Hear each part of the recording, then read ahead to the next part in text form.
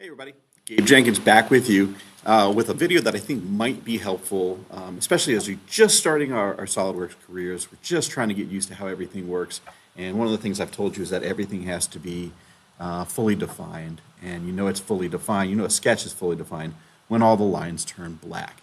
And I know some of you have gotten to the point where you've gotten really frustrated because you're like, why won't it turn black? So one of the things that happens quite frequently in the beginning, and then you get a little bit more used to fixing it, is you've done your whole drawing, or you've done a significant amount of sketching, and you've forgotten to anchor something to the origin. So like, here's a simple example here. I got a square right here, it's 15 by 15, and everything, it seems pretty good, it seems pretty defined, except for the fact that everything is still blue because nothing is anchored to the origin.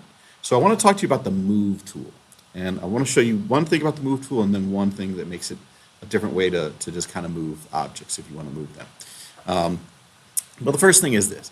If you want to move something in a SolidWorks sketch, you can do so.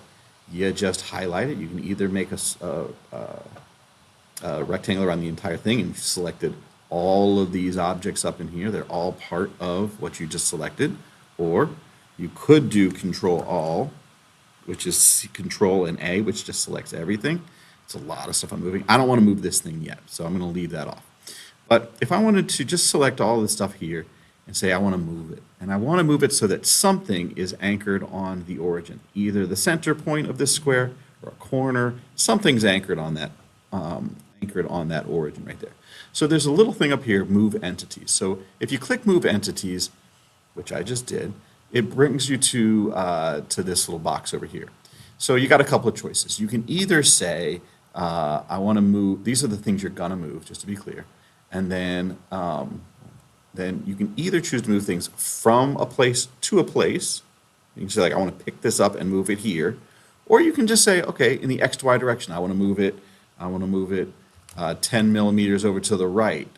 And I want to move it 5 millimeters in the Y direction, positive in the Y direction. Boom, I want to move it here. If that looks good, if that's where you want to leave it, you can go ahead and click OK, and it moves there, right? But say that's not where I want to move. So if I highlight stuff again, I can move it by clicking Move. Say I want to do the From and To button. So it means this is much more like what we got used to in AutoCAD, where you could like pick something up by a specific spot and then move it to a specific spot. So say like I want to move this corner, I want to move my sketch so that this corner is on the origin, right? So I can just click it, move it here, and then right click it, and it's done. I hit Escape to get out of it, and it's moved. Now you might be like, well, Mr. Jenkins, everything is still blue. I thought I moved it so that they're touching. Well, here's the thing. You've moved it, and it has been moved, but what you haven't done is you haven't actually anchored it to the origin. So let me show you what this looks like. Say instead of, I want to make it so that this point right here is on the origin.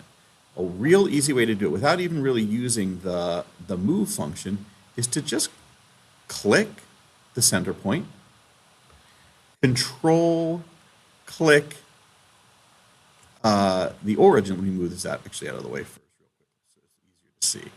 I'll just move it up. I'll move it up by 5. Cool.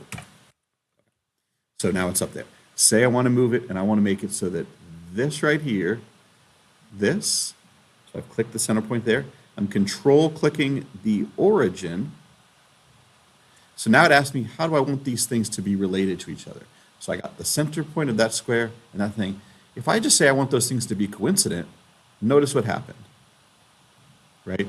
It moved the center point of my square to the origin, and it also introduced a new coincident constraint, which says that no matter what happens, I want the center point of that center point of that square to be anchored on the origin and coincident with it, stuck to it. So the reason why that's important is because now it knows exactly where all of these things are, and it is like officially attached to the center point of that square. It's attached to that origin. You can do the same thing again. Say I wanted just like this corner to be attached to the origin. I can click the origin, boom, and I can click like that corner, and I can say I want those two things to be coincident. Cool. Now all of this is And all of this is defined as well. So it's a simple way of moving things. You can either move things by clicking, selecting what you want, click the move entities and select, how much you want it to move in the X direction, either positive or negative, or how much you want it to move in the Y direction, positive or negative. Or you can simply pick the part of the sketch. You can select everything you want to move, select the part of the sketch, select the origin, and say that you want those two things to be coincident. And that's it. Hope that's helpful. Really what I want you to understand is that you can move things. So even if you've already done a lot of sketching, but you don't want to have to stop and redo the whole thing, you don't have to. You can just select all the things you want to move and move those objects either with the move tool, move entities tool, or just making 2 points coincident. All right. Hope that's helpful. All right. Have a great day, everybody.